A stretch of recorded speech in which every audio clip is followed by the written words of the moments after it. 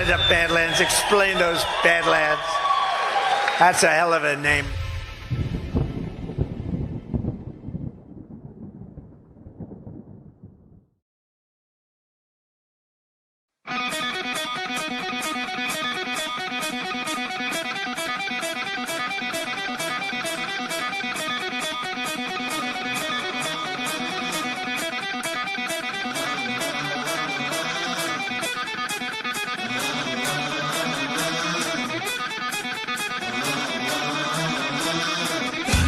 All right, good morning, Badlandia. Welcome to Badlands Daily.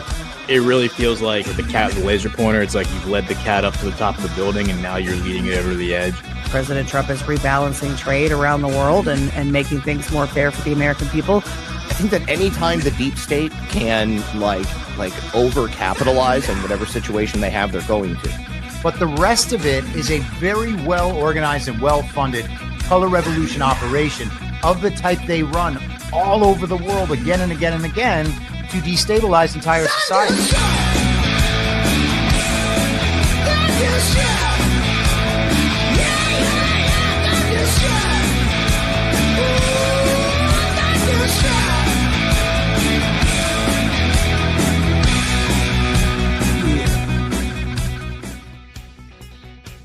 All right, good morning, Badlandia. Welcome to Badlands Daily. Happy Monday, although not so much today. Joined by the one and only Zak Paine. How you doing, brother? I'm doing great, Brian. Doing great. Yeah. We were talking before the show just about getting old and our backs getting hurt for no reason. Something happened over the weekend. I pulled a muscle on the right side of my back, and it's in this perfect position where I can't reach it. And like all I wanted to do was just like knead it all weekend, and it was impossible. Yeah, getting old sucks. I have those situations all the time, man.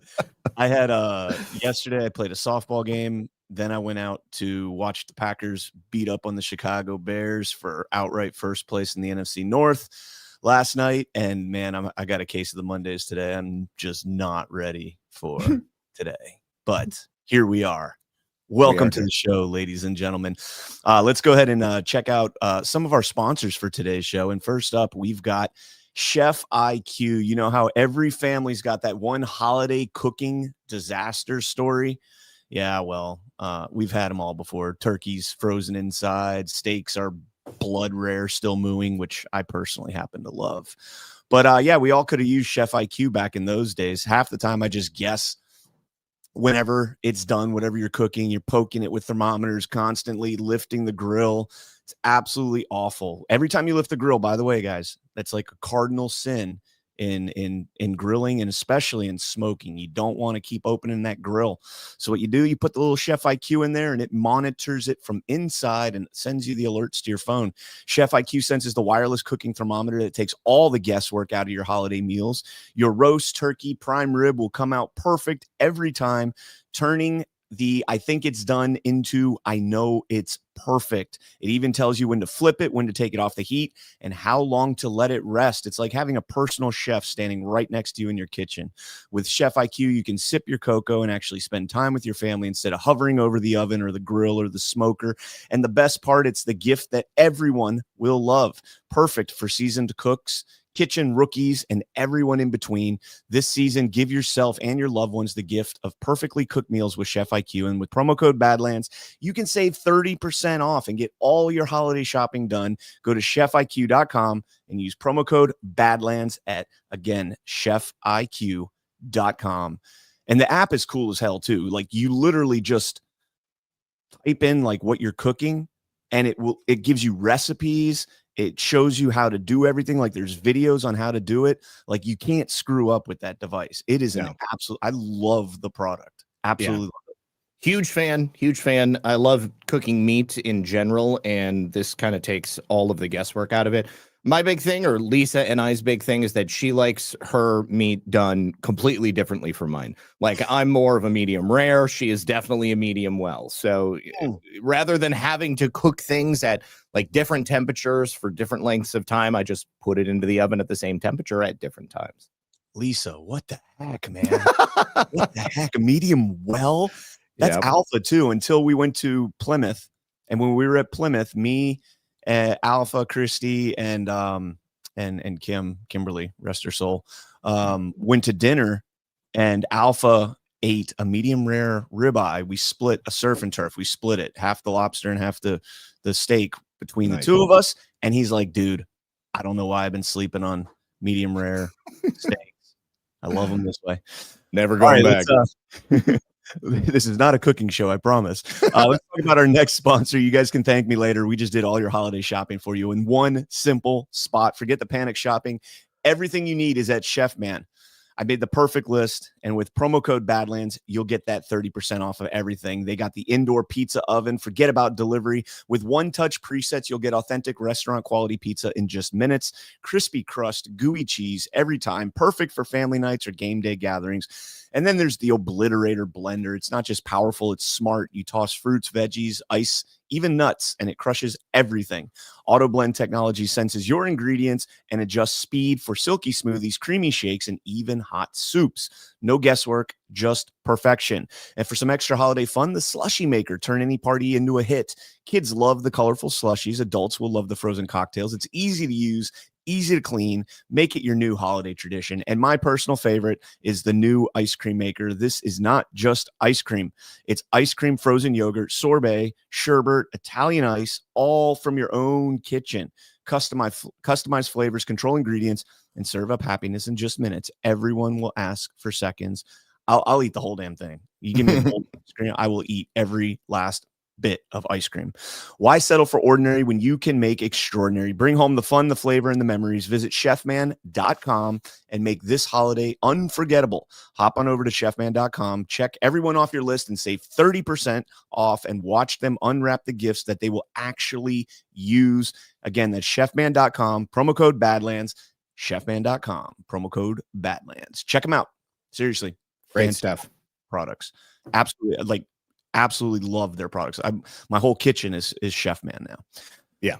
All right. If you have not done so yet, please smash that thumbs up, and let's get into the news coming out late Friday and into the weekend from ABC News. Florida judge grants DOJ motion to unseal the Epstein grand jury transcripts.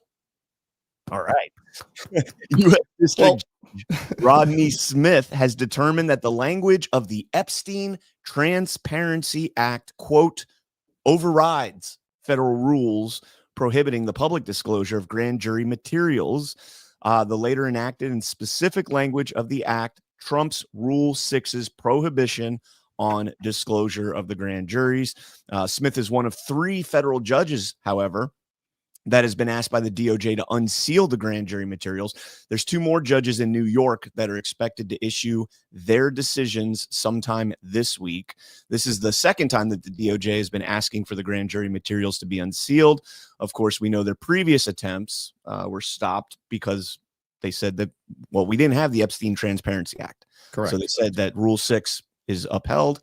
We're not doing it. Now with the Transparency Act, the judge is saying this supersedes rule number 6 because this is law, and I'm here for it. It says Smith's orders do not address redactions. That will be left up to the DOJ to make those. Federal prosecutors, it's key right there. Federal prosecutors in the Southern District of Florida used 2 separate grand juries during their initial probes into the mid-2000 investigations. Neither grand jury was asked to indict Epstein, and there was never a federal criminal prosecution of Epstein in Florida. So you guys remember, he took the plea deal, right? The sweetheart plea deal. He gets basically to go to a prison camp, come home at nights and on the weekends, all the stuff. Now, what's interesting about this is I don't know how much we're going to get out of the grand jury transcripts, how much actually made it into the grand jury if they were trying to get this plea deal out of him. He's with intelligence, the famous Alex Acosta claim. But this is going to set the precedent for the New York court. Exactly. And that's the big deal in this. Huge. That's exactly what I was going to say. I mean, now that this decision has been made down in Florida, The DOJ, which had previously tried numerous times up north to get that grand jury material unsealed, they'll be able to take not only the Epstein Transparency Act, but also the decision from that judge in Florida, take it up north and say, look, we have this precedent on top of this law. You now need to unseal this grand jury information. Rule 6 is essentially null and void in this particular instance. Yep, 100%. Yeah. Now, I mean, I still don't know what we're going to get out of those. The files themselves, I think the deadline is this Friday, isn't it? December 19th, I think. Yeah. Is, today is the 8th. Or excuse me, next Friday. Yeah, Excuse me. I'm getting ahead of myself because the 19th we're going to see Trans-Siberian Orchestra, and I keep thinking it's this Friday. Yeah. Next Friday is not even. Now I'm all screwed up. Yeah, it is the 19th. Okay, so it's the 12th. Let me check this article and make sure I'm getting this right. I think it says in there. Stand by. I apologize. Screw it. It's out of process for holding. Yeah, right. I Processing. took it down, so we suck. It's coming up, the deadline for the DOJ to put out the Epstein files, and now we'll get the grand jury transcripts. So it is kind of interesting because when everybody was clamoring for the Epstein files, and President Trump was out there saying these are fake, it's a hoax, and all that stuff. One of the things that a lot of us had speculated is the possibility that there's been evidence planted or manipulated in the files in some way, form, or fashion. And at that time, when President Trump and Pam Bondi, when President Trump told Pam Bondi, hey, get the grand jury transcripts unsealed, go put that in to do that, and they denied it, I was concerned because to me, what they presented to the grand jury is going to be the truest account of what the evidence showed. Mm-hmm. Now, there could be more evidence because obviously, if there is an intelligence apparatus or aspect to this, they're going to want to keep certain things out of the grand jury. They're going to try and get him to go away with as little as possible. But what you're seeing in there at least should be authentic. And then all of a sudden the Epstein files go away, the grand jury goes away. Now we're getting both, it looks like, maybe at the same time. I love it. We'll be able to compare and contrast. It will be huge. And I'm also looking forward specifically about Florida, because that would probably be the place that we would receive any specific tips that Donald Trump may have given either Palm Beach or the feds regarding Jeffrey Epstein and his activities at Mar-a-Lago and at the island. Whatever he had heard or whatever specifically was known about Epstein and Ghislaine creeping on young girls at Mar-a-Lago would be relevant. Yeah, and we can go and do the Trump's been a federal informant for Media the Matters part of 4 decades. When I tell people about that and I send them to the video that I did on that like three or 4 weeks ago, and I'm like, dude, just take your time, watch this, and they're like, holy crap, mm-hmm. Trump is the real deal on all this. So yeah. All right, well, let's add that together with Atlantic City, and I feel like it's indisputable. Atlantic City, Russian oligarchs, Jeffrey Epstein, and who knows what else, right? Who knows what else he's been? And I think that's also part of the reason. Well, I mean, other than personal reasons and his brother's addiction problems, but I think that's another reason why he doesn't drink or do any drugs or anything along those lines, because you got to keep a clear mind when you're operating in that kind of, and that's a way that they'll try and manipulate you, right? Get you a little tipsy and you start telling all your stories, and love it, man. I'm here for it. All right, let's jump into speaking of stories from Fox News. DC pipe bomb suspect admitted to planting the devices. Oh, this is so rich. We're gonna blow this one up here in a second. Not literally speaking, and also metaphorically, but it's an appropriate, given the pipe bombs. DC pipe bomb suspect admitted to planting the devices, expressed doubts about the 2020 election outcome. Holy shit. This is the most ridiculous story ever.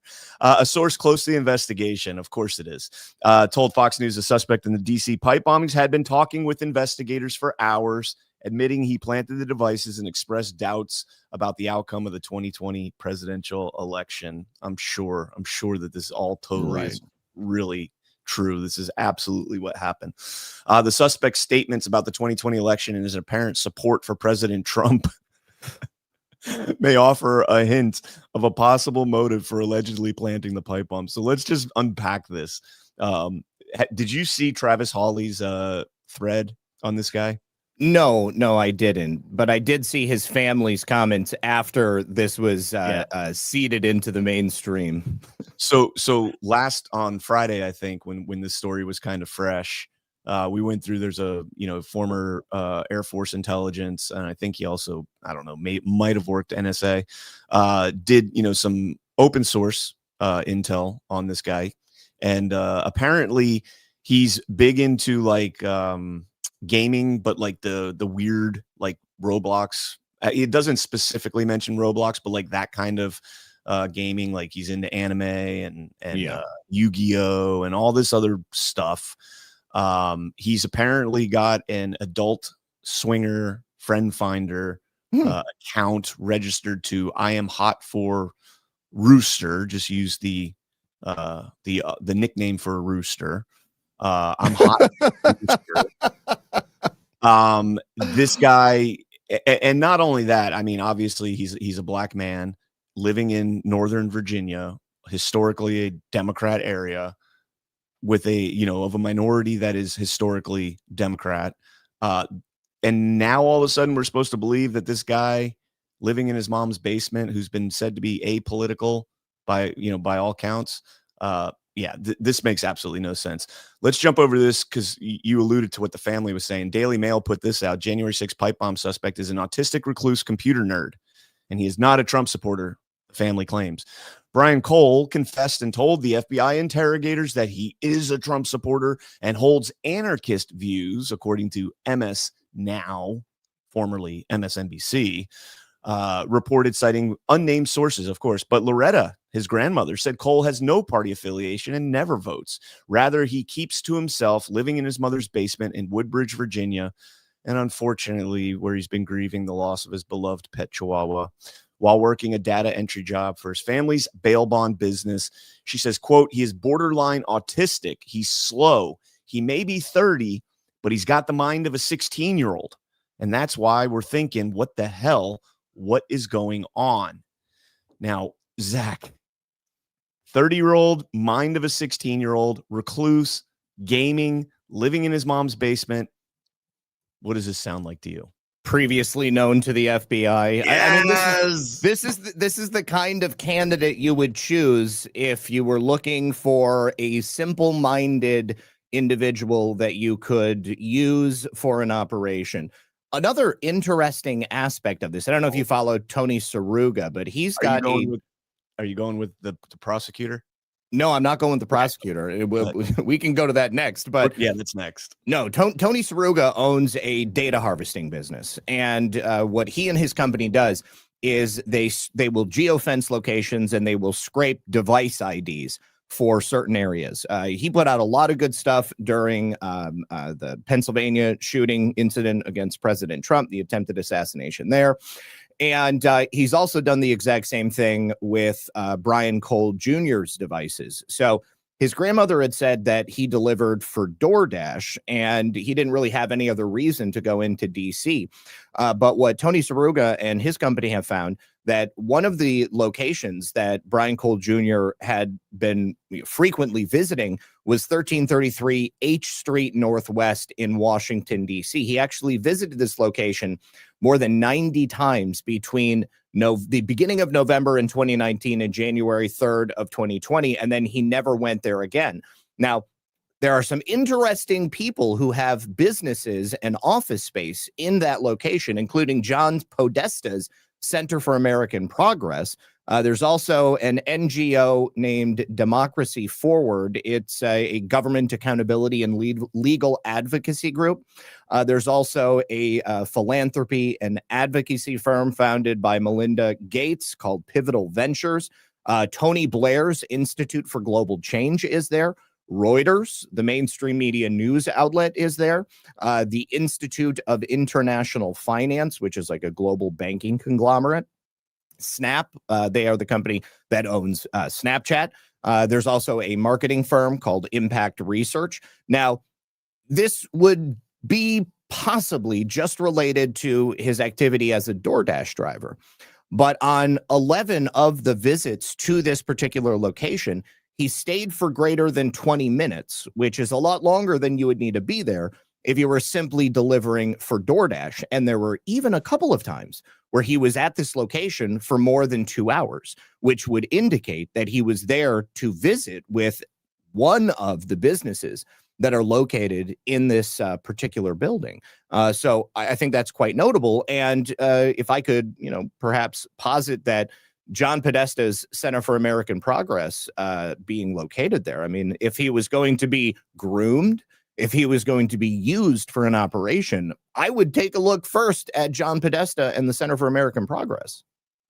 Yeah, that's fascinating. I did not see that. I saw Saruga had a post up about what we're going to talk about right now, but that is definitely interesting. And again, he would be the ideal person, a 30-year-old, with a 16-year-old mindset, maybe even younger than that. Who knows? Mm-hmm. A recluse living, with mom and dad in the basement, playing video games, able to get, manipulated. Mm-hmm. And then, one of the other things that Travis Hawley pointed out in his thread was that his father actually has federal tax liens over $260,000 worth. They also sued the Trump administration back in 2019, 2020, because they were coming after them for giving bail bonds to illegal aliens. And Benjamin Crump, who is a noted race-baiting lawyer, also was the man who represented them in that case. Yeah. Now, all of that alone, all of that by itself, and again, just to rehash for those that don't know, and maybe you didn't see Friday's show, and maybe, I don't know, maybe you just tuned out. Everything that the FBI is now saying they have on this guy, they've had since the beginning for 5 years. At least April of 2021, minimum. They had his cell phone data. They knew that his cell phone pinged on the routes at the time of the surveillance footage. They had his bank statements. They had his credit card statements. Everything that this guy, that ties him to this, they had his license plate from a license plate reader, his car in the vicinity, all of this. Now, one of the things that we haven't gotten yet is there footage that shows him going to his car and going to and from his car. Where is that footage? Let's see a video of him going to the car registered to him or his family or someone along those lines. But it's got to be out there. I mean, Washington, D.C. is essentially a casino in terms of surveillance. There's cameras everywhere. Even the birds have cameras in D.C. I'm just kidding, maybe. So here's the craziest part of all of this. Did you see who the prosecutor is? I did see who the prosecutor was. And, so we've got connections to, this is January 6th, correct? Now, another connection to January 6th is Steve D'Antonio. Okay. Well, hold on. Okay. We'll get to D'Antonio. Yeah. We'll get to him. So Jocelyn Ballantyne is the prosecutor. She prosecuted Enrique Tarrio. She prosecuted General Flynn. Yep. Several other individuals. Michael Flynn Jr. put this out, says, why is Ballantyne still employed at the DOJ? For those that don't know, she's a career prosecutor with the DOJ specializing in national security cases. She's been directly involved in high-profile prosecutions, most notably as one of the lead attorneys on the team that handled the criminal case against retired Lieutenant General Michael Flynn, President Trump's former NSA advisor. Their professional intersection stems from Flynn's 2017 guilty plea to making false statements to the FBI about his conversations with Russian Ambassador Sergei Kislyak, a charge that arose from the FBI's Crossfire Hurricane investigation. Now, if you watch the Flynn movie, which I know we were advertising heavily for it. I was at the premiere. Me too. In Florida. Yeah, we were hanging out there. Yeah. One of the key takeaways from that movie for me was that General Flynn was coerced into giving a guilty plea, or they were going to go after Mike Flynn Jr., who had just had a baby And General Flynn said, absolutely not. I'll take the plea deal, or, you know, I will plead guilty to this.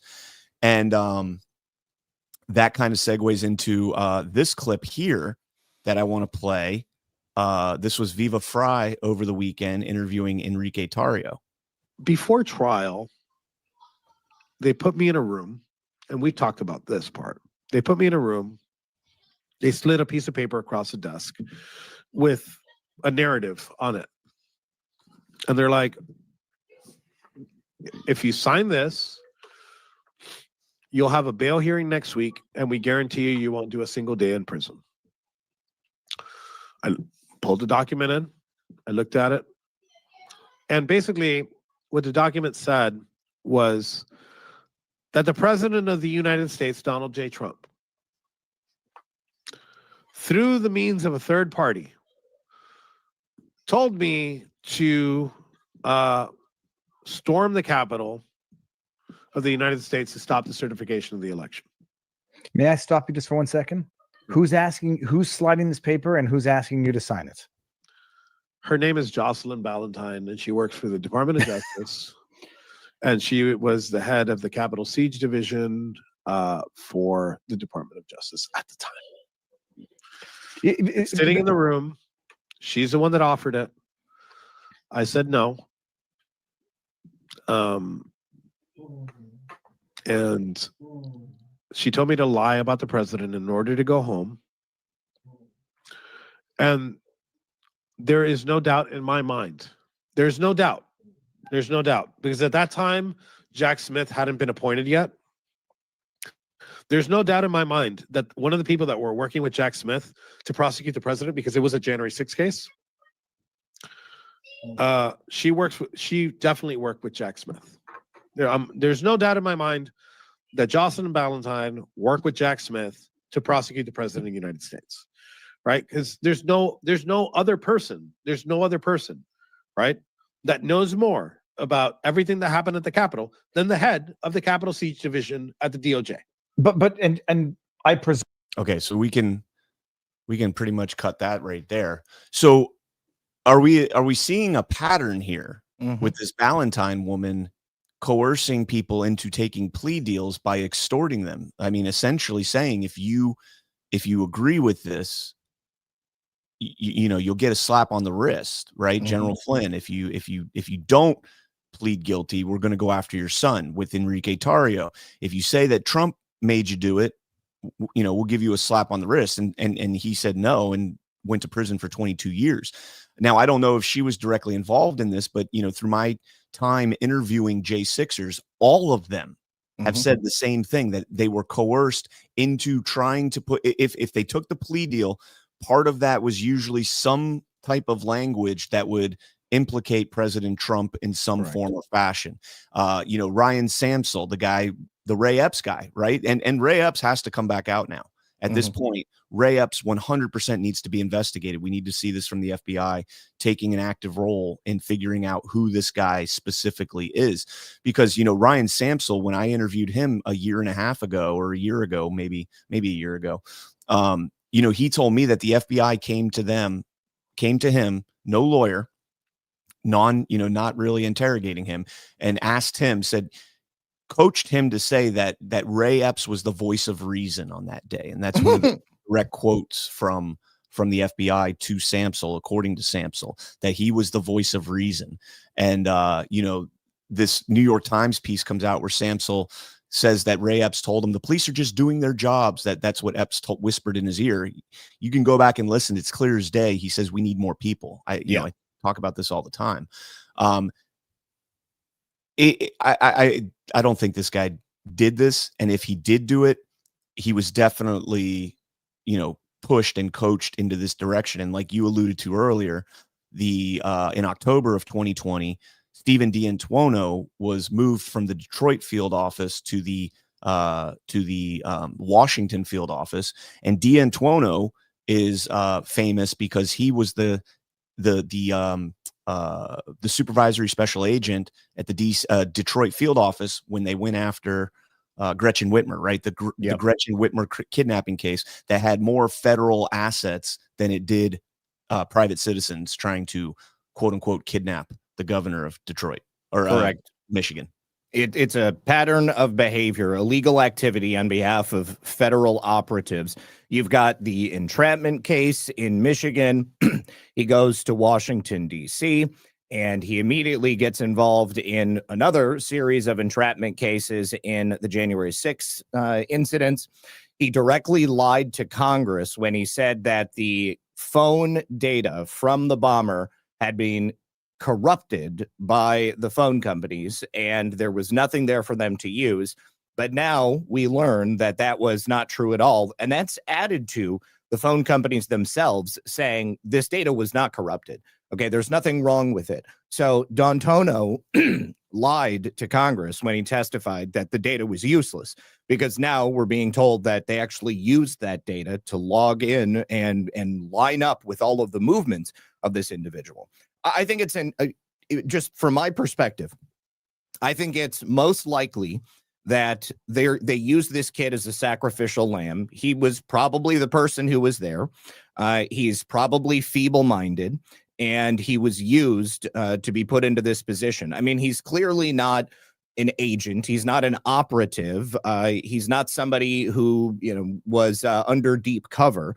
He's just a useful idiot. Okay, he's a patsy. All right. But I think that they had no problem finding somebody that they could potentially sacrifice if needed. If all of the lies fell apart and it comes down to somebody taking the blame, why not have a 30-year-old with the mind of a 16-year-old, somebody who they can even make believe that they chose to do this on their own with the proper prodding and direction of people who are far savvier than they are.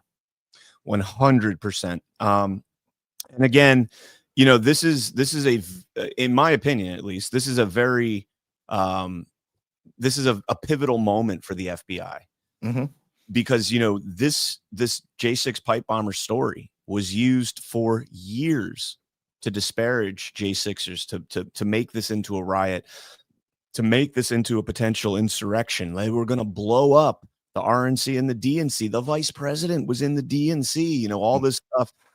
And the whole time they gaslit us that this was the guy that got away out of everybody on J6, people doing misdemeanors. The one guy that did something, that was quote unquote, a terroristic threat, planting bombs, gets away.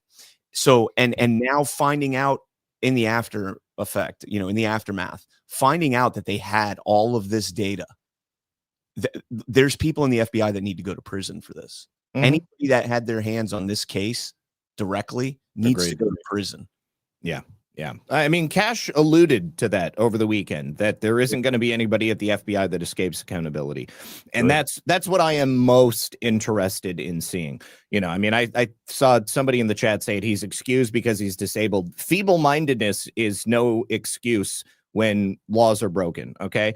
And if you take a look back at what the FBI traditionally has done, they have a habit of using people like this, of taking them and attempting to entrap them so that they have the ability to make an arrest, to make a case against somebody. There was a very famous case from a couple of years ago where an autistic kid who also happened to, have some other mental disability, and a FBI CHS he was run by FBI agents, and they sent him into this kid's life to try to get him to go on record and saying that he was going to commit some overt act of terror. The parents caught on. They were like, why are you trying to insert yourself, this grown-ass man, inserting yourself into the life of my teenage son? And exactly what kind of person he is. And even though the parents told him to stay away because it was obvious that he was dangerous, he kept inserting himself into this kid's life. And it eventually led to them filing charges against this kid. I don't even know what happened with that case. It completely disappeared, and it's a really tragic thing. But this is right on brand for the FBI for them to have done this. It's really interesting. So a lot of people are kind of dooming out over the Ballantyne appointment to prosecute this. But what if that is the trap? You put Ballantyne in there and you see how she handles this, and let her sign her, her essentially her own warrant, right? If she goes in there and tries to cover this up, clean this up, who knows? I don't know what she's going to do. If she's going to go in there and say, hey, you will confess this, but don't worry, you won't do a day behind bars. President Trump already pardoned all the J6ers. You'll get lumped into this, even though his actions were on J5. It is interesting. It is interesting that she's appointed. So we'll keep our eyes on it. But obviously, absolute utter failures. All right, before we move on, I want to talk about another sponsor briefly. Let's be clear, cryptocurrency is no longer emerging. It's already here. And this is the latest move that cements that reality in the biggest way yet. President Trump, the Trump Media Group just inked a massive $6.4 billion deal with Crypto.com, the world's top crypto platform. They're teaming up to scoop up $6.4 billion in CRO, the powerhouse token that fuels fast, low-fee DeFi, staking rewards, and real-world perks like cashback on your spends to launch America's first CRO treasury. And when it's done, this company will be the biggest CRO holder out there. Want in on the action? Head to crypto.com today and grab some CRO, and let's make crypto great again. All right, and let's go ahead and jump into another story that's kind of strange to me. Fox News, Coast Guard helicopter sniper takes out narco boat engines in stunning exclusive video. The footage depicts the Coast Guard forces, including a sniper from the service's Helicopter Interdiction Tactical Squadron, HITRON, based in Jacksonville, Florida, utilizing disabling fire against a go-fast vessel as it completes a drug interdiction mission for Operation Pacific Viper. The amount of cocaine seized in the mission amounts to more than 7.5 million potentially lethal doses, according to the service. Operation Pacific Viper launched in August and is a combined initiative between the Coast Guard and the Navy that seeks to counter the flow of illegal drugs to the U.S. in alignment with President Donald Trump's broader effort to crack down on drug cartels in Latin America. As of October, the Coast Guard has reported that it snatched more than 100,000 pounds of cocaine in the Eastern Pacific Ocean under Operation Pacific Viper. That translates to roughly 1,600 pounds of cocaine nabbed daily. Now, the interesting part to me, Zach, is this video they have of the interdiction. Mm-hmm. And you see this video here. There's no sound, so we can be talking and it's playing in the background. Very cool. Got a Sasser 50 cal sniper rifle. Badass. Barrett. Would love to get me one of those, but I don't have $10,000 cash laying around. $10,000 to $12,000 just hanging out, not a thing. I couldn't even afford the optic on that rifle, right? Probably couldn't afford the bipods. But all right, so you see the sniper taken out. By the way, Coast Guard snipers are the absolute shit, man. They are so badass. Because have you ever seen like the sniper challenges that they do? No. Like they take like LAPD SWAT and like Marine Corps Scout snipers and Green Berets and like the Coast Guard is always in the top because I mean they train shooting from a helicopter, right, to a moving target, yeah, right, with a free float ribbon basically holding it in place. But here's my point: that boat does not have 20,000 pounds of cocaine on it, as they're claiming. I don't see it, man. I mean, I honestly don't know what 20,000 pounds of cocaine would look like.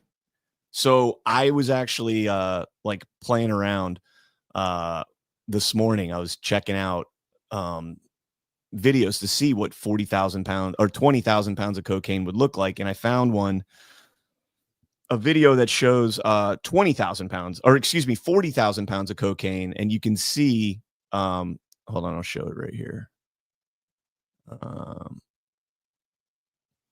So this is about 20,000 pounds because I'll show you right here. So this right here, what you're seeing right here is about 20,000 pounds because they continue doing this, right? Mm-hmm. They continue offloading that cutter right there, that ship.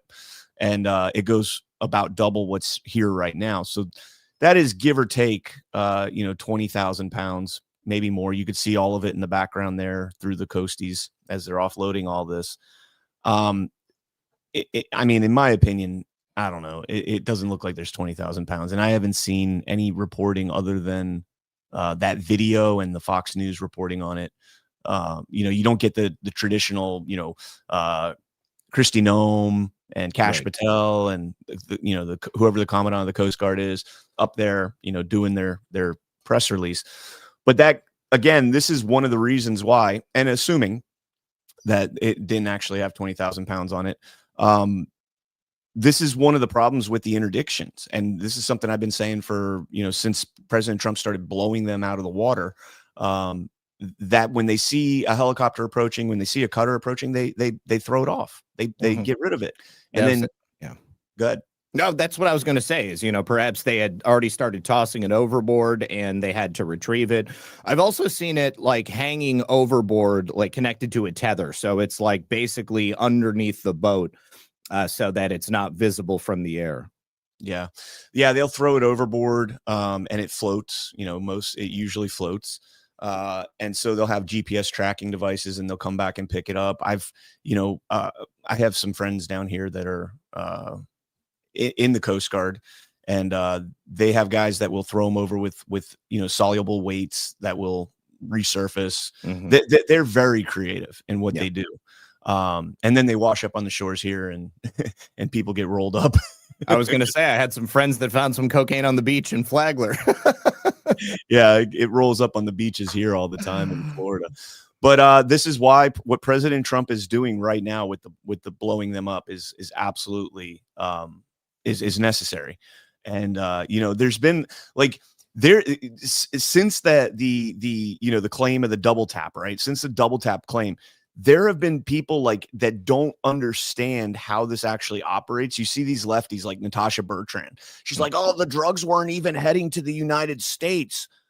Do you not understand how this works? Like, they don't drive a boat directly from Venezuela to the United States. They go to Suriname, they go to Barbados, they go to all these other, Caribbean island nations. They either, load it onto another vessel, a larger vessel that takes it to the United States, or they load it onto cargo, onto actual cargo freighters and then disperse it. Like, it's not like these little go fasts are driving from Venezuela all the way over to the United States. But let's play this clip here of Tammy Duckworth. And I don't ever give kudos to what's her name? Donna. Is it Donna Bash? Or is it Dana Bash? It's spelled Dana, but I think they all say Donna. I don't know. It's like one of those weird things. But listen to her calling out Duckworth here. Secretary Hegseth defended his actions again yesterday. He compared the operation in the Caribbean to the fight against terrorism in Iraq and Afghanistan. Listen to what he said. What people think is cavalier or cowboy about it is the exact opposite.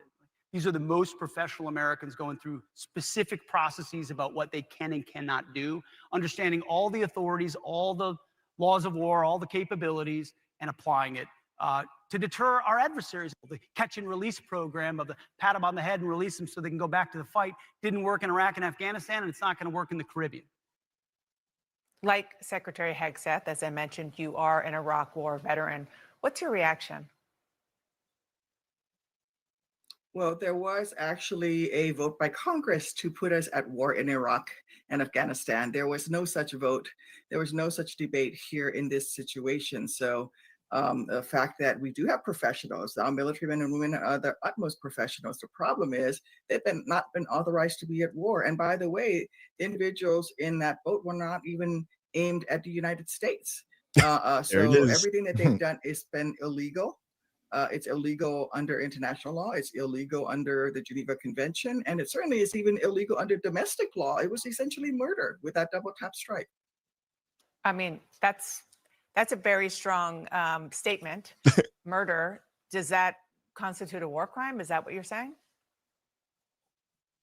It is a war crime. It's illegal. However you put it, it's all illegal. Look, Dan, I've been shot down behind enemy lines. Under the laws of war, if a pilot bails out, he gets shot down, he bails out, he's in a rubber dinghy in the middle of the ocean. Under all the international laws of warfare, you are supposed to help render aid to that individual. Even if they have a radio and they're calling for their side to come pick them up, you're not allowed to go back in and kill them. Even if you know that they're going to conduct future operations against you. That's the Geneva Convention. And so everything that they did here was illegal. In fact, the two survivors were clinging to half of a boat in the middle of the ocean and had no access to a radio per the Admiral's briefing. And so, yes, all of the, it's been, the whole operation is illegal to begin with. So that wasn't the clip. No. Where's that wasn't the clip. Hold on. We can give them the cliff notes. Well, we can give you the cliff notes. So Bash asks her, and Duckworth says, "Yeah, I've seen the video," and she goes on and on, and then at the end, Bash says, "Wait, you've actually seen the video? Because nobody's seen the video. The You've actually classified video." And she's like, "Well, actually, no, I haven't seen the video. I'm just regurgitating all the bullshit that's out there. I apologize for that." Now, the thing that I wanted to point out with that clip there is Duckworth is referring to uniformed service members that are non-combatants at that point. If you bail out and you're floating in a dinghy, you're not sitting on a boatload of drugs. You're not sitting on chemical weapons. You're not sitting on any type of weapons. You're a non-combatant at that point. These people are sitting on a boat full of chemical weapons. That's what drugs are. That's what the drugs are. Okay, they're chemical weapons. And again, I still don't believe the narrative that's being put out there. I think they're allowing this to go on. They could release the video. They could release it right now. And even if what they're saying they did, I don't have a problem with it. They'll absolutely have a problem with it. But I think they're sitting on it because the actual video, if it ever does get released, is going to show a totally different story. I think that's exactly it. President Trump and the administration has a habit of allowing people to hang themselves. Okay, I mean, and that is exactly what they're doing here. That's what they did with the Epstein files. That's what they're doing with this boat video. There is undoubtedly, in my mind, there was no war crime committed. The circumstances that the left is suggesting took place did not take place. It's all based on a narrative that they're attempting to sow to force the American people into this binary thinking. Either he committed a war crime or he didn't commit a war crime, but it's far more complicated than that. But the truth of the matter is that it wasn't a war crime, and based upon the circumstances, they did exactly what any other administration would have done, given the designation of a foreign terrorist organization sitting on a boatload full of chemical weapons. I mean, you go back to the Obama administration, this was routine. People have already come forward and said, yeah, we did double taps all the time. You know, I mean, like we found out immediately that we hit a boatload of civilians, or, you know, I mean, like, oh my gosh, we just killed a bunch of journalists. Well, you know, we just went ahead and finished it. All right. Because I mean, that's just the way that we did it. Yeah. We killed American citizens without due process. Exactly. We killed 7 Afghani children because we wanted to kind of cover up our wild failures at the Abbey Gate bombing. Yeah. It'd be a shame if all those stories came back up. Speaking of the Obama administration, check out this from the U.S. Attorney's Office, Southern District in New York. Former senior DEA official indicted for conspiring to provide material support to a foreign terrorist organization. Paul Campo, a former DEA official, and his friend Robert Sensi agree. By the way, that name sounds so familiar. It does. I haven't had time to dig on him yet, though. That name sounds so familiar. And they're down here in South Florida. So I wonder if, I don't know. Anyways, Robert Sensi agreed to launder approximately $12 million and participate in narcotics trafficking for the Jalisco New Generation cartel. Campo worked for the DEA for approximately 25 years, rising to become a high-level official, specifically the deputy chief of the Office of Financial Operations. Campos retired in or about January 2016. In late 2024, Robert Sensi began meeting with a confidential source, posing as a member of the cartel. He had a friend who used to be in charge. He said that he had a friend that used to be in charge of DEA's financial operations, who could assist the cartel by laundering narcotic proceeds and providing the confidential source with sensitive DEA information about sources and investigations. Campo and Sensi together met with the source on several occasions and agreed to launder money for the source by, among other things, converting cash into crypto and making investments into real estate. Now, doesn't that sound familiar, Zach? Sounds very familiar. I mean, like, they ran Liz Harris out of Congress because she was articulating John Thayer. Was it John Thayer? Yep, John Thayer. John Thayer's claims about the cartel and the real estate transactions that were taking place throughout Arizona. Very interesting. Campo and Sensi further advised confidential source about fentanyl production and explored procuring commercial drones and military-grade weapons and equipment for the cartel, including AR-15s, M4 carbines, M16s, grenade launchers, and rocket-propelled grenades, RPGs.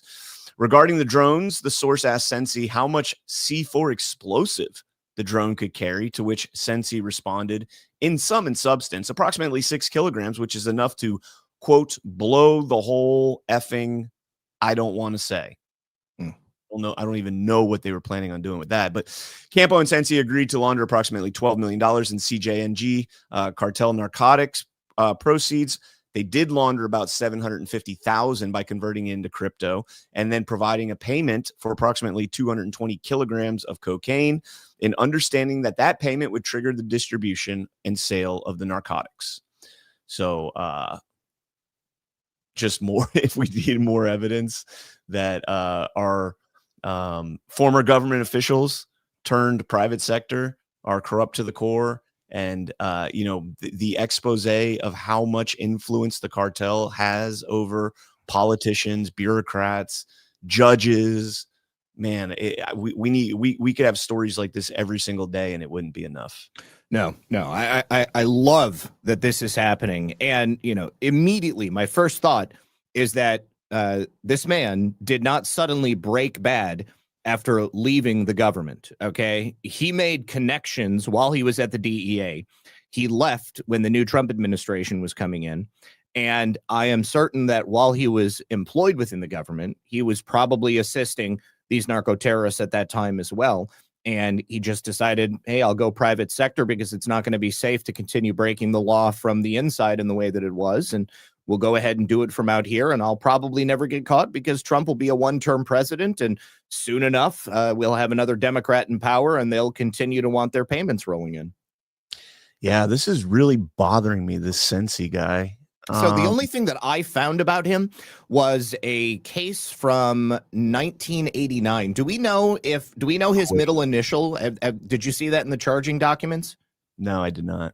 Okay, so I found a case from 1989 where a Robert M. Sensi was convicted in the District of Columbia, and he had been extradited from the United Kingdom. And it looks like, oh God, I can't figure out what the charges were because this case document is related to just him challenging his prosecution. Okay, 6 counts of mail fraud, 5 counts of possession of receipt of stolen securities in excess of $5,000 and in value and transported in interstate and foreign commerce, 4 counts of first-degree theft under the District of Columbia Code, and 11 counts of transportation in interstate and foreign commerce of stolen securities in excess of $5,000. So, I mean, the fact that this took place in the District of Columbia, that is, right in line with him having some perhaps direct relationship with Campo. And Campo is also tied to Senator Reed. He's from Rhode Island initially. And let's see. Since he is 75, so those charges, those claims back then could very well be him. Absolutely. Yeah. So he's got ties deep in DC. He's got ties to politicians. I'm really interested to see just, how far reaching this is and who else may be involved in this conspiracy. Interesting. Yeah, I'm looking. It doesn't show any middle names anywhere. So either way, we need more of that, the exposure on the corruption within our government. Now, those are 2 former government agents, but like you said, this didn't just happen like all of a sudden. This has probably been something that's been a historic operation. Mm-hmm. Let's dive into, we talked briefly last week. I think we talked about it. I might have skipped over this, the corruption that's being uncovered right now in Minnesota around the Somali refugee program. Check this out from Fox News. Fraud investigators are finding in Minnesota is growing by the day. Kelly Loeffler, who leads the Small Business Administration, says in the 2 days her agency has been investigating the state, they've uncovered at least $1 million in PPP fraud just 2 days in. Several of the whistleblowers in Minnesota have also told lawmakers they believe the total amount of fraud could total up to more than $8 billion. Governor Tim Walz, who is up for re-election, is under fire for all of this happening under his watch. But he says they have paused these programs. They've brought in outside auditors to get an idea of how far-reaching this fraud was. They're taking steps to keep it from happening again. And he's defending his management of the state while also taking shots at Republicans. All right, we can cut that there. I do want to play. This is a bit of a longer clip, but I want to play the clip of Stephen Miller on Hannity talking about this. Get that volume up there for you guys. Yeah, so based on what we have found so far, we believe that the Somali fraud operation in Minnesota is the single greatest theft of taxpayer dollars through welfare fraud in American history. We believe that we have only scratched the very top of the surface of how deep this goes. And you're familiar with all the scams with pretending that children have autism who are not in fact autistic, with pretending to enroll people in food programs when in fact nobody was ever enrolled, and engaging in massive fraud, lying, and theft and grift on a scale we've never seen before in American history. The total bill, the total tab for this is going to be far beyond the numbers we've already seen reported. We believe the state government is fully complicit in this scheme, and we believe that what we are going to uncover is going to shock the American people. Look, based on the records that we already have, and this is a significant undercount, by the way, 75% of the Somali population in Minnesota is on welfare. But that's likely a significant undercount of just how much of a financial burden the Somali refugee population is imposing on this country. So Governor Walz was warned by whistleblowers. He was told. You saw the dismissive attitude of the Attorney General.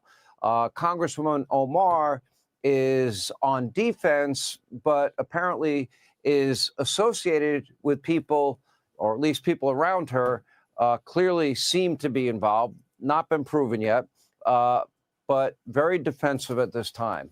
Do you believe all of them, that this will apply to all of them, their lack of concern, the amount of money involved, any possible protection that they offered? Yeah, I think you're going to see all of that, Sean. This scandal is going to rock the core of Minnesota politics and American politics. We are going to be able to show through whether it be willful blindness, whether it be deliberately turning the other way, or whether it be direct knowledge, we are going to show how Democrat politicians, Democrat bureaucracies, Democrat political systems, and the Somali refugee population ripped off the American people, stole countless taxpayer dollars, and engaged in scams that boggle the mind, scams that we can scarcely even conceive of or imagine in their brazenness. This truly underscores the extent to which the Democrat Party has used migration as a weapon against the American people to gain political power at the expense of American citizens, stealing their money, stealing their votes, stealing their sovereignty. This is going to be case in point for the argument that President Trump has made about why we must stop mass third-world migration into this country. It is a tool the Democrat Party has used to rob the American people blind. Listen, it should be standard. Anybody coming into the country, and I'm the product of immigration, but it's legal. You have to have a background check, no radical associations, a health check, and you cannot be a financial burden on the American people. And certainly you can't come here and then rip off the American people. That's federal law. It's been federal law since the 1880s that you have to, number one, be financially self-sufficient. You can't be on welfare. And number two, your sponsor has to sign a legally binding document promising that the alien they sponsor will not use welfare, and that if they do, the sponsor will pay 100% of the cost those owed to the taxpayer. I never knew that. Me either. That was the main reason. I mean, obviously, I could listen to Stephen Miller get fired up all day. He's great. Yeah, he's awesome. But that last part there, 1880s, that your sponsor has to sign off that they will cover 100% of any welfare fraud. I mean, I'm just taking his word for it. I haven't looked that up myself yet, but and this is why we played last week. Secretary Brooke Rollins talking about the SNAP program and the case that's going to be heard soon, hopefully, about the federal government being able to go in and audit the SNAP benefits and how they're being utilized by the states, because Democrat states don't want us to. Like, just based on what they're finding in Minnesota with this Somali fraud, when this type of stuff is actually able to be investigated and held accountability for, distribution of subsidies to illegal immigrants, people that are defrauding the government, holy shit. Like, this is going to be massive. It is going to be massive. I mean, it's not just the fraud, but it's obviously tied to election integrity as well. There are so many different avenues that this is going to allow them to go down, and it's huge. I mean, it spills over into all of these different areas that we've been investigating and demanding accountability for, and it's literally happening. I mean, like, they've already begun in the states that have handed over the data. Now, there has been a relatively small number, hundreds of thousands of illegal aliens that were found to be on the voter rolls in the states that have handed the information over. I think we're going to find millions upon millions, not only illegal aliens, but also dead people, people who have perhaps been registered multiple times, the ghost voters. I mean, everything that we've been talking about is going to be right there in crystal clear. Yeah, I was gonna play the clip of Harmeet Dillon over the weekend. Oh yeah, it's a good one. Talking. Yeah, you know what? Let's just go ahead and play it because it kind of relates to all this. So we'll go ahead and play this. By the way, I do want to highlight in the chat. Gianula says, yes, I'm an immigrant and my uncle was the sponsor. And yes, he had to sign a paper that we will not be a burden to the federal or state government. 1975. Here we go. Welcome to America. All right, let's play this clip here of Harmeet Dillon talking about the fraud, waste, and abuse in our voter rolls. Harmeet Dillon, Assistant Attorney General for Civil Rights, and I'm here to share an important update about one of my many important duties here at the DOJ, which is enforcing our federal election laws. Here's some facts and figures for you. In the last 8 months, the DOJ has reached out to all 50 states, asking them to share their voter rolls with us so that we can help them comply with the Help America Vote Act, which requires states to maintain clean voter rolls. 4 states complied voluntarily. We sued North Carolina early on, and they are checking the voter records of 100,000 voters who were improperly enrolled on their voter rolls, and they're going to fix their problem voluntarily. We have an agreement in place almost with another dozen states, and I expect very soon we'll be looking at their voter data and comparing it with our records and helping them clean up those voter rolls. Now we have 15 lawsuits pending against 14 states. That's right, California got sued twice, and we are in litigation with them. They're refusing to provide their records, even though many of these states voluntarily provide their voter rolls to nonprofit groups like ERIC and even other groups. And so we are going to make sure that we get to the bottom of those, and then we're going to get to the rest of the states. So we're engaged with nearly 30 states. Here's what we found so far. We've checked 47.5 million voter records. We've found 260,000 plus dead people enrolled in the state's voter rolls, which is pretty concerning. They're going to be removed with the help of the DOJ. And finally, that there are several thousand non-citizens who are enrolled to vote in federal elections. This is very concerning, and the DOJ is partnering with local law enforcement where appropriate to prosecute people who have unlawfully voted in our elections. Even one person voting who shouldn't have voted is one too many, because every citizen is entitled. Okay, so we can pretty much cut that there. Now, keep in mind that is only the quote unquote red states, and I hate using that type of nomenclature to describe states. But when they actually get to the blue states, I'm pretty sure it's going to be quite a bit, by orders of magnitude, worse than what it is in the quote unquote red states. And again, just going back to the same thing with the SNAP audit, the idea that the federal government has to sue states in order to get accountability for, and conduct an audit of databases that directly affect the federal government itself. Like, I understand, state sovereignty. I totally understand that. And if the federal government was coming in and trying to, interfere in state-run programs, then sure, I totally get that. But these are federal programs. If you're taking money, federal dollars, and, the argument we've heard, well, California is a net donor back to the federal government. I don't care. I don't care. That's given back to the federal government. The people of California, the people of Florida are still paying for all this and paying exorbitant taxes for fraud, waste, and abuse. And, again, the exposure of how corrupt the judiciary and the unwillingness of states to have any sort of accountability has been one of my favorite kind of exposés over the last year of this administration so far. I'm excited about everything that's taking place. It is shocking that the federal government would be unable to enforce the law as it exists. The problem is that law has never been implemented. They've never attempted to do anything like this. These states know exactly what the federal government is going to find, and they're willing to use every tool at their disposal to try to stop it from happening. They're going to be unsuccessful ultimately, but it is really unfortunate that they have to do this at all. 100%. Here's another story. We talked about this last week, and now we've got a resolution on it. So far, judge blocks Trump prosecutors from accessing key evidence in the Comey case. Federal judge temporarily blocked the prosecutors from accessing Daniel Richman, Columbia law professor, who sued the government in November, saying that the government had unlawfully accessed materials from his computer. We did talk about this last week. Richman was involved in the investigation back in 2017 and 2020 when they were investigating Comey.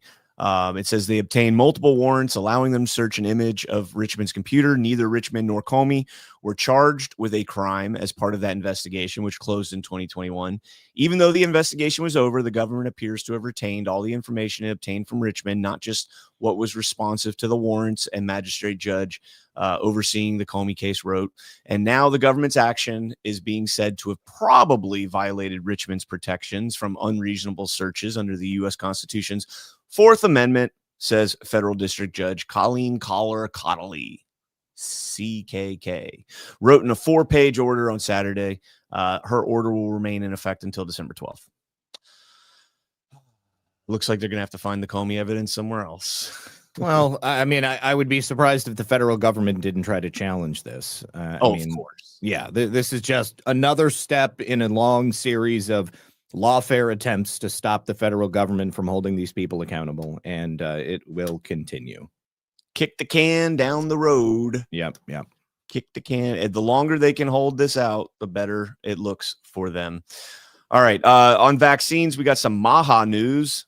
Over the weekend, President Trump, today, the CDC vaccine committee made a very good decision to end their hepatitis B vaccine recommendation for babies, the vast majority of whom are at no risk of hepatitis B, a disease that is mostly transmitted sexually or through dirty needles. The American Childhood Vaccine Schedule long required 72 jabs for perfectly healthy babies, far more than any other country in the world, and more than is necessary.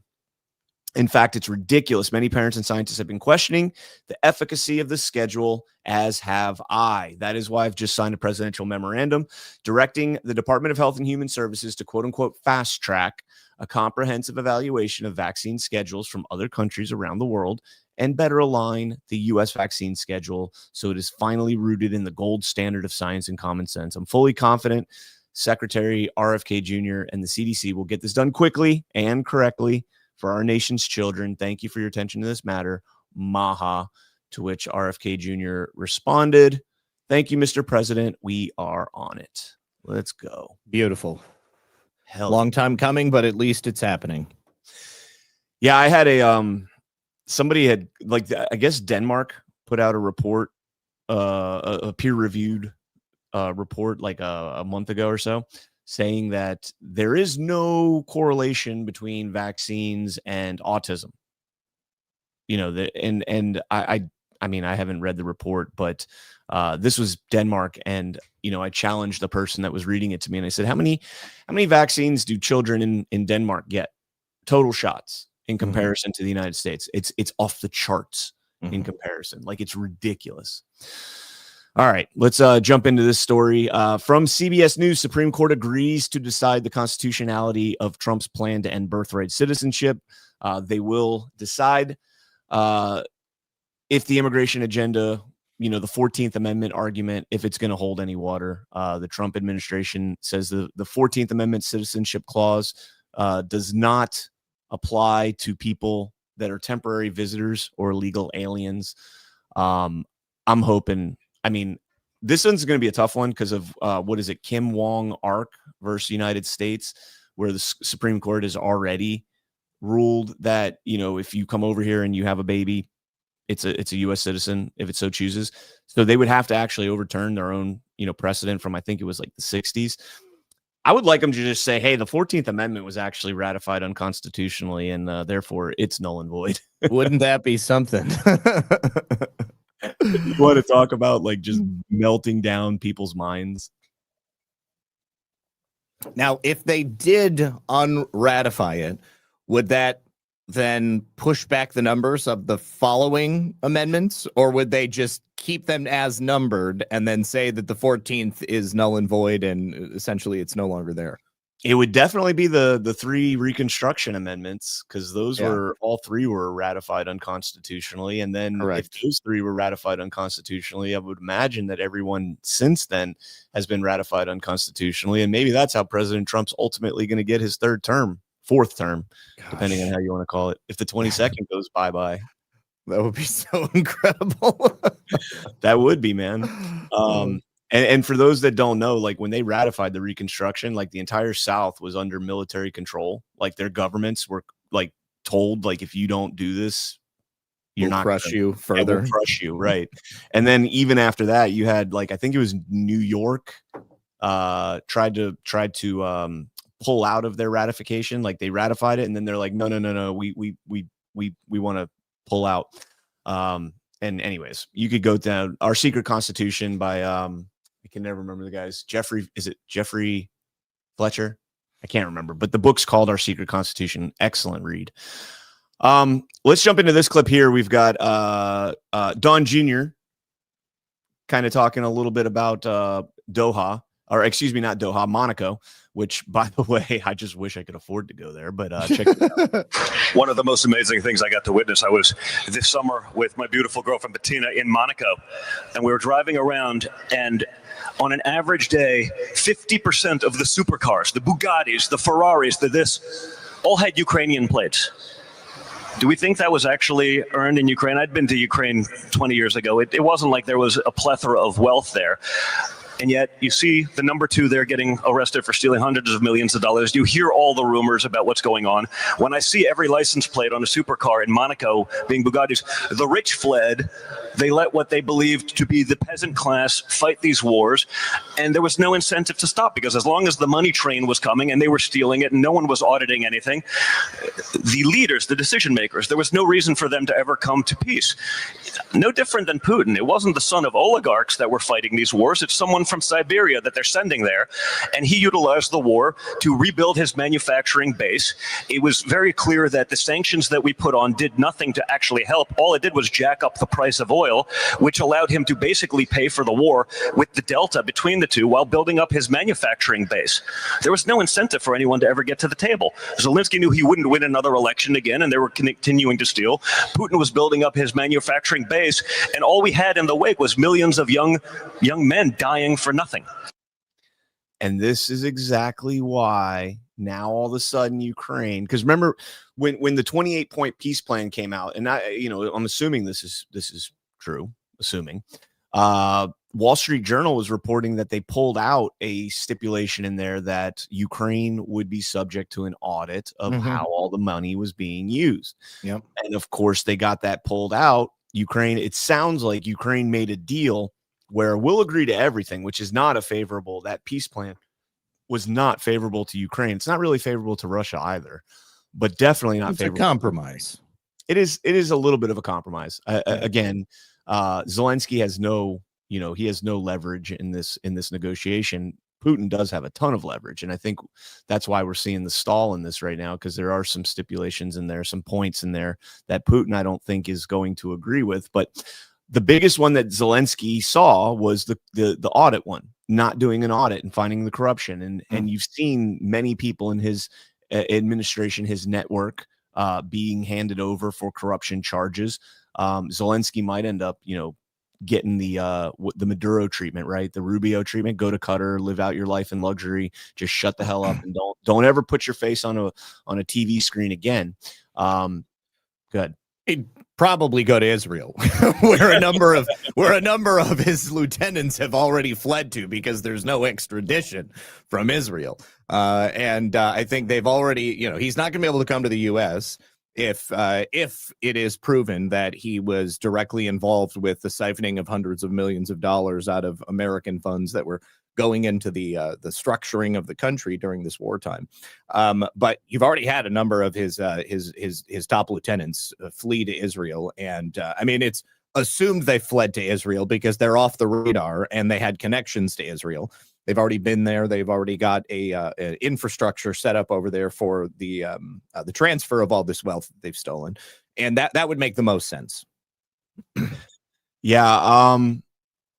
Man, I'm just trying to wrap my head around Donald Trump Jr. like flexing on going with his model girlfriend Bettina to Monaco and then talking so unrelatable, but at the same time you're just like, oh, gotta love it. Yeah, I want to stay in geopolitics for a moment here. And just a big hat tip to, like Burning Bright, Ghost, most of us here at Badlands, but I think they kind of pioneered this thought. The national strategy plan that President Trump put out last week on Friday after Daily, we didn't get to read it, go too crazy on it, but it's got Europe freaking the bleep out right now, and I love it. So let's kind of go through this series. We'll probably talk more about this tomorrow with Ghost as well. But from Politico, EU slaps $120 million euro fine on Elon Musk's straining ties with the U.S. It's over free speech. I couldn't care less about the case. If I was Elon Musk, I would tell him to kick rocks, and that's kind of pretty much what he did. The European Union is not a democracy, rule of the people, but rather a bureaucracy, rule of unelected bureaucrats. Then he put out another one saying the EU should be abolished and sovereignty returned to individual countries so that governments can better represent their people. And then we got this little tidbit here from Reuters. Jump into this article. Exclusive. U.S. sets 2027 deadline for European-led NATO defense, officials say. Huge. Yes. Yeah. Massive. The United States wants Europe to take over the majority of NATO's conventional defense capabilities, from intelligence to missiles, by 2027, Pentagon officials told diplomats in Washington this week. The shifting of this burden from the U.S. to European members would dramatically change how the United States works with its most important military partners. And then we got this from the European conservative. Transatlantic tensions surge after the X fine and the harsh new U.S. security strategy. Relations between the U.S. and the European Union appear somewhat fraught after two Friday announcements triggered outrage on both sides of the Atlantic. I mean, the neocons over here are probably outraged, but MAGA's like, fuck yeah. Yes. Yeah. First, Brussels imposed the 120 million euro fine on X, to which Elon Musk, for breaching transparency rules of the EU's Digital Services Act. Marco Rubio called the fine, quote, an attack on all American tech platforms and the American people by foreign governments. And then the Trump administration published the national security strategy, stating that Europe is undergoing an internal crisis that threatens to turn it into an irrelevant actor in the new multipolar order, leading some European politicians to denounce the U.S. as, quote unquote, dangerous and, quote unquote, no longer an ally. I am so here for this. Yeah. So when President Trump says, real quick, when President Trump says that the tariffs could replace a significant chunk of, the federal income tax, we spend over $1 trillion a year on defense, quote unquote defense, war. It's now war. The Department of War budget is over $1 trillion. a lot of that goes to running the 720 plus bases that we have throughout the world. Mm-hmm. Imagine what's going to happen when we have that much money taken off the top line. And, like this, President Trump, this is all of it coming together now. You've got the tariff revenue breaking records month after month after month. You've got Secretary Rollins going after, the welfare subsidies and rooting the fraud out there. You've got the illegal immigrants being moved out of the country. Like, this is the most perfect cleanup that you could ever imagine. Yes, it is. It is. And it's been done brilliantly. One of the biggest complaints that you hear about President Trump is that things have not moved fast enough. Have anybody here ever taken apart an engine? All right. You don't just start like unbolting things. All right. You have to do it in a very particular order, because otherwise that shit's going to fall on the floor and then you're going to be screwed. All right. If you want to dismantle something and you want to do it so that everything doesn't just come apart and become destroyed, this is how you do it. Okay. There is a plan to the way that we are remaking this global order. Okay. The Trump world order, this new multipolar world that we're trying to create here, where every nation can exist within their own sovereignty and do business across the board. Everyone is going to be able to profit. Everyone is going to be able to be self-sufficient, and nobody is going to get grafted. Most of all, the United States of America and our people. I think it's brilliant. And of course, doing it slowly and methodically gives results a little bit slower, but also ensures that every single move can be defended on its own merits. And it makes it possible for it to be solidified and something that's going to be able to hold on long after President Trump is gone. Yeah. This is exactly what, we've been talking about, the multipolar regions, all of this stuff. And it really wasn't that difficult to, see it happening. Now, I am curious how the Venezuela thing is going to play out, with all the warships down there, because if we are going with the multipolar, areas of responsibility, basically regions of responsibility, mm-hmm. Venezuela would probably fall to us, I would imagine. Like, I don't think it's been laid out yet, the actual regions, but I would imagine the Western Hemisphere. That's what I got from the new plan. That's going to be our sphere of influence. Right. So, there's been like rumors, like there's so much stuff coming out on this right now, and it's really kind of telling, how they're trying to put these narratives out there. You got CIA guys all over the place now, out in front and center, talking about how dangerous Venezuela is and how dangerous Maduro is. And I saw somebody the other day say that now the New York Times and the CIA are trying to get Delcy Rodriguez to replace Maduro. And I'm like, no, don't say that. You guys are trying to get Maria Corina Machado. Mm-hmm. She's the actual CIA front. Millions of dollars given to Sumate through USAID and National Endowment for Democracy. She's taken tens of thousands personally. But yeah, there's like this like crazy operation going on right now between facets of the intelligence, it seems like, going off in Venezuela. We're going to talk more about this on Sit Rep on Thursday, and I'm sure we'll talk about it tomorrow with Ghost as well. But if you want to chime in on any of that. No. I'm pretty interested to see how it's all going to pan out as well. I think ultimately the actions down in Venezuela, certainly, we've got this long-standing connection to election fraud and these companies that have been engaging in it. We've got proof around the world showing that this is a pattern of behavior, but it's also hugely to do with the drug running that has been, I think, largely and for a very long time controlled by the CIA. And we'll see that all begin to unravel, and you have to dismantle their cash flow operations.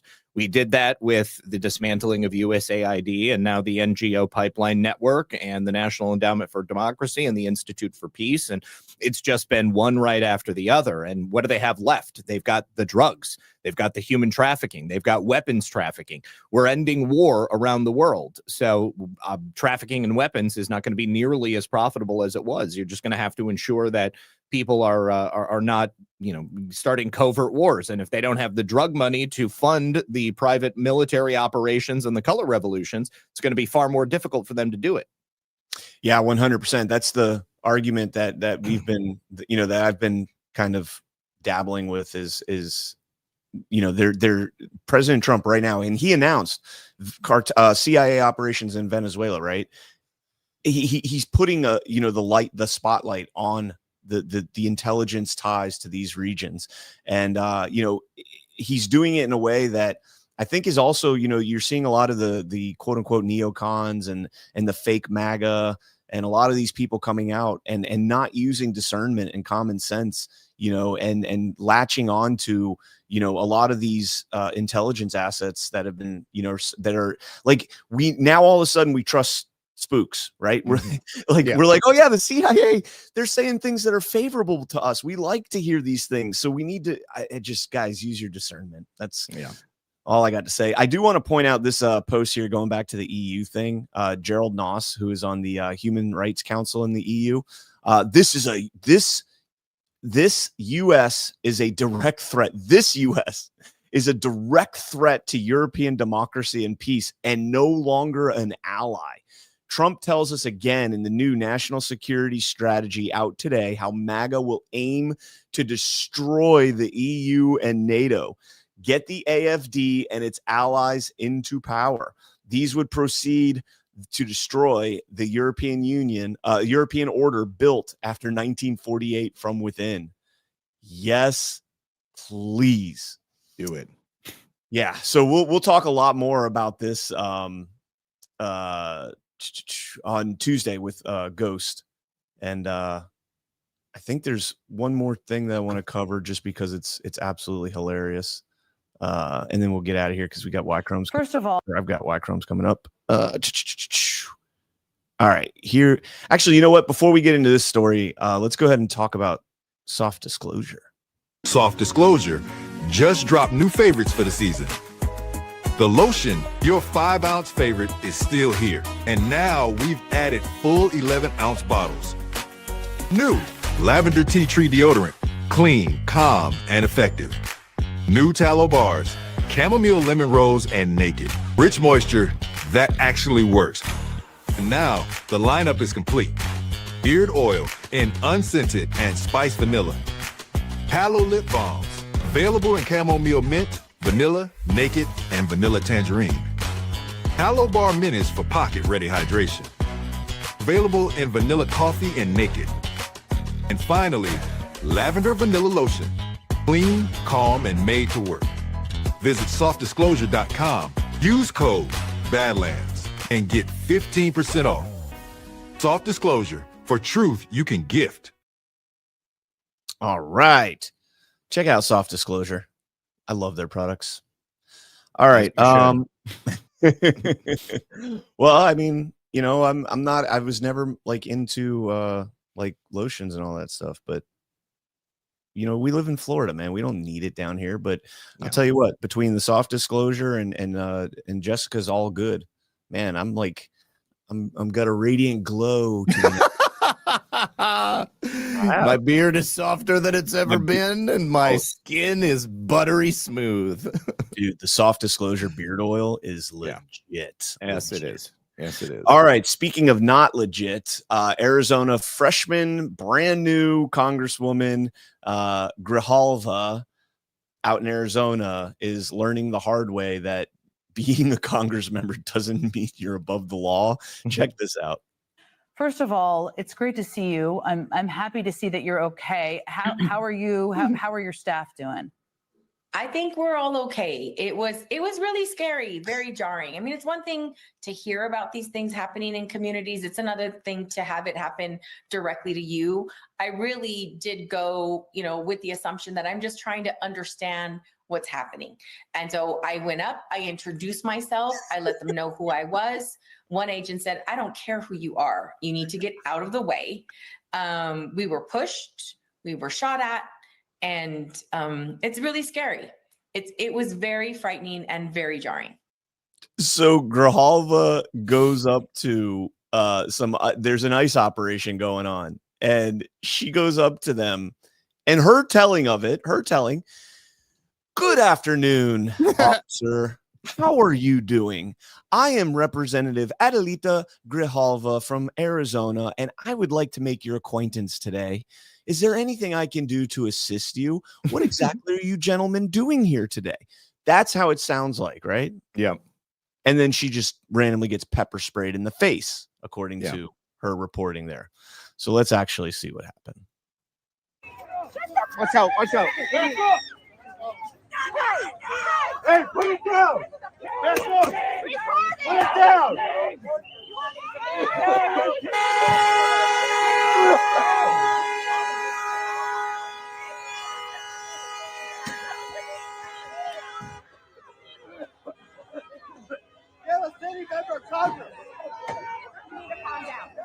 You guys need to calm down and get out. You need to get out. You need to get out.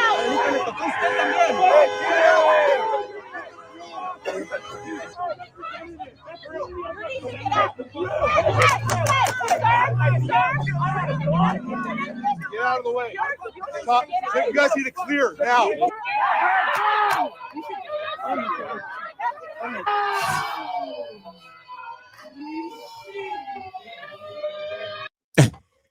Pepper dusted the cooch. I actually think that was an ND, by the way. I don't think he meant to shoot there. Oh, okay. I really do, because if you watch the guy, he's got like a Tippmann A5 or a 98 custom paintball gun, and he's holding it at his hip. And I think so paintball triggers are not the same as a gun trigger, and they can go off on their own even without like hitting the trigger. They're very sensitive, and but I don't think it was on purpose. But it's not what she was saying. She did not go up and peacefully make her presence known to the officers. They were telling her, get the hell out of the way. You're blocking traffic. You see Pueblo's plumbing in the van there trying to get to work, laying on the horn. Oh, these people are insufferable. And she's doing that insufferable clapping thing that women do. So annoying. Like, pay attention to me. What I have to say is important. It is the most annoying and insufferable thing I can possibly imagine. It's like they're reminding you that I can lay you out at any minute, and you're a man. You can't retaliate. And so I'm just going to make the clapping motion at you. Yep. Gotta go. You guys gotta go. Oh, yeah. We don't got to do jack shit. You need to vacate the premises. And she didn't get sprayed in the face or anything like that. She, the way that she made it sound is that somebody walked right up to her and like straight in the eyes. She didn't even catch anything downwind. Okay. Like, I mean, like whatever that was that hit her foot, I mean, or near her foot. I think you're right. I mean, it didn't look like he was aiming at her. It didn't look like, he was attempting to shoot. I can see that happening, just sitting on the hip and boom, boom. Oops. Sorry about that. That's what it looked like to me. Like he, and they were approaching him. The ICE officers were backing up to avoid, butting heads. So it might have been appropriate, right? I don't know. But I mean, it's not the end of the world. So, all right. And let me actually just alter what I said. Not all women do that insufferable clapping thing. It's generally like, liberal loudmouth women. Okay. Those are the ones that I see it. And a lot of black women. I see a lot of black women doing it too. So I'm in South Florida, and we got a lot of like Hispanic women do it. Okay. And so do white women, and so do black women, and so do trans women. And so all women do it. Well, just say insufferable women do it. Yeah, you know who I see whenever I think of that, though. Like, all jokes aside, all kidding aside, whenever I think of that exact moment right there, I see AOC doing it, and I don't know why. Like, I picture AOC in my head being like, "Oh no!" All right, guys, that's gonna do it for the news portion. We'll get into rants here. Please smash that thumbs up if you have not done so yet. Check out our sponsors. We've got Chef IQ, Chef Man. Use promo code Badlands to get 30% off. We've got Soft Disclosure, and then badlandsmedia.tv/shop. do all your Christmas shopping there, and let's go ahead and help support Badlands. You help support us, because we don't do the paywalls and all that stuff. So let's jump into some Rumble rants here. Tattooed Teacher, thankful to be here with my OG truther, Zak Paine, all my Badland chat friends, and ready for the golden age. Let's do a $5 challenge to start the week. Well, thank you for doing the $5 challenge, but what am I, chopped freaking liver, man? Like, I'm here with Zach, all my Badlands friends, everybody else, but CannCon, he's just annoying. It was implied, Brian. It was implied. She loves you too. You're a Badlander. She's made me my little bat boy. She crocheted me. Is that what you say? Crocheted? Crocheted. Yeah. Crocheted. I've got an ass wang. And I've got my bookmark for Badlands Book Club, and she gave me a nut because I'm a nut. So, all right. Thank you, Adrian. Just all kidding aside. Il Danny says $5 challenge accepted. Good morning and God bless from our family in cold Illinois to yours. Well, it's unseasonably hot here, so apologize.